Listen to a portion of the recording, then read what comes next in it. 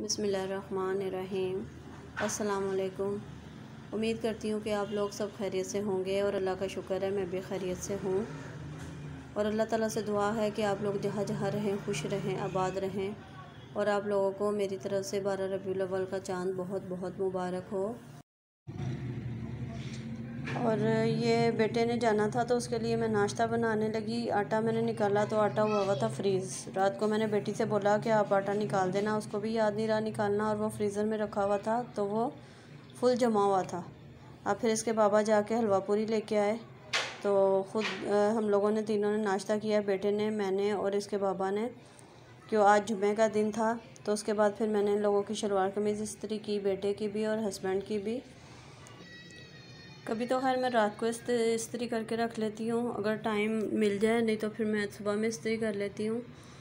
उसके बाद शाम के टाइम मैंने तकरीबन 3 बजे के करीब मैंने बनाए करेले। और करेलों की भी बहुत लंबी एक कहानी है। वो ये कि मैंने तकरीबन 10 से 12 साल के बाद करेले बना रही हूँ।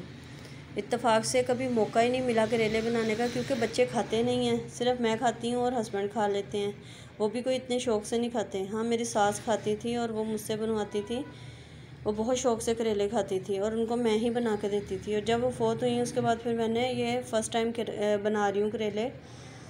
और एक दो दफ़ा मैं लेके भी आई, मगर ऐसा सीन हुआ मेरे साथ, एक दफ़ा मैं करेले लाई, बना के छील के मैंने उसको ना फ्रीज़ करके रख दिया।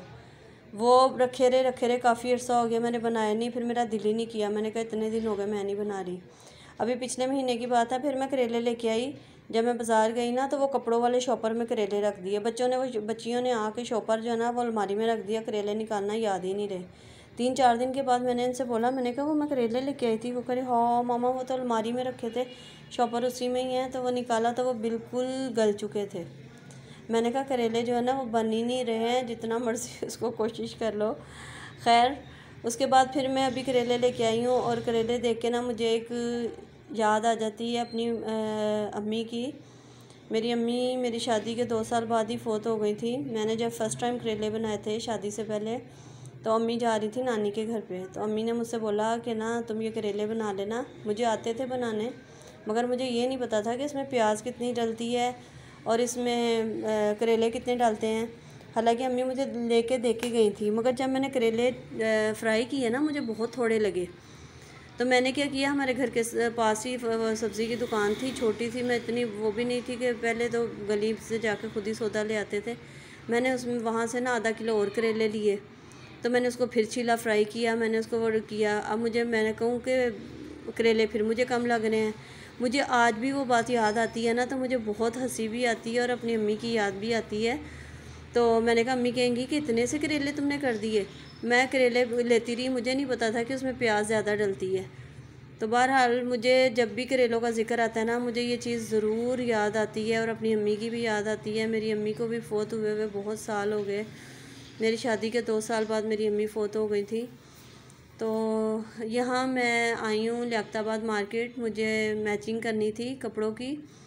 तो काफ़ी जगह मैंने देखी मगर नहीं मिली मुझे, मगर अल्लाह का शुक्र है काफ़ी ढूंढने के बाद मुझे यहाँ से मिल गई। और ये बड़ी अच्छी मार्केट है, यहाँ हर चीज़ मिल जाती है, मसलन हर कीमत की चीज़ मिल जाती है। बहुत महंगी भी नहीं होती, बहुत सस्ती भी नहीं होती, और हर तरह के लोग यहाँ आके ना शॉपिंग कर सकते हैं। और ये एक मेरी शलवार का पीस था, वो तकरीबन 1 साल से मैं ढूंढ रही थी, नहीं मिला, और अल्लाह का शुक्र है कि आज वो भी मिल गया। तो खैर मेरा बहुत बड़े आज काम हो गए 2। उसके बाद हम लोग गए थे हस्बैंड के साथ करीमाबाद, क्योंकि मुझे बेटी के लिए लेंस बनवाने थे, नज़र के लेंस उसने बनवाने थे। तो हम लोग वहाँ से, क्योंकि आज मेरे 2-3 काम निपटाए। और ये करीमाबाद का बाज़ार है।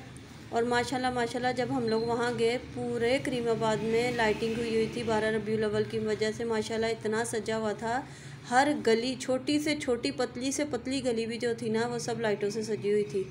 और माशाल्लाह बहुत ही अच्छा लग रहा था। मुख्तलिफ़ कलर की लाइटें लगी हुई थी, कहीं ग्रीन कलर की, कहीं ब्लू कलर की, कहीं पर्पल कलर की, कहीं रेड कलर की, वाइट कलर की, सब गलियों में लहदा लाइटें लगी हुई थी और बहुत अच्छी लग रही थी। और फिर हम लोगों ने यहाँ पे लेंस बनवाए।